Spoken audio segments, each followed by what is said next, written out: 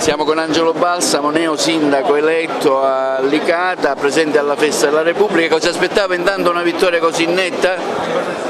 Ma la sensazione che la città avesse nei nostri confronti fiducia era evidente e tangibile e il risultato è stato ottimo e questo grande risultato ci carica di responsabilità e sentiamo l'onere di trasformare le problematiche in soluzioni e quindi dare risposte concrete che i cittadini si aspettano. Le soluzioni e le problematiche sono tante, ecco, dopo 10 anni lei è ritornato a fare il sindaco, è cambiato qualcosa rispetto a quando lo era la prima volta?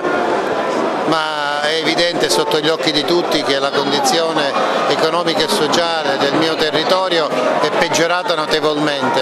Ho trovato un comune senza una macchina amministrativa, non ci sono capi dipartimento, cosa che prima esistevano, non ci sono risorse, il comune ha un piano di riallineamento finanziario che significa prossimo a dissesto finanziario, cosa che andremo a verificare, quindi le condizioni per operare sono notevolmente peggiorate, ma la natura, la bellezza e le potenzialità che Licata ha nessuno le può portare via. Oggi rappresenta il comune qui alla festa del 2 giugno. È un grande onore rappresentare i miei concittadini ed è motivo d'orgoglio per tutti i licatesi essere presenti.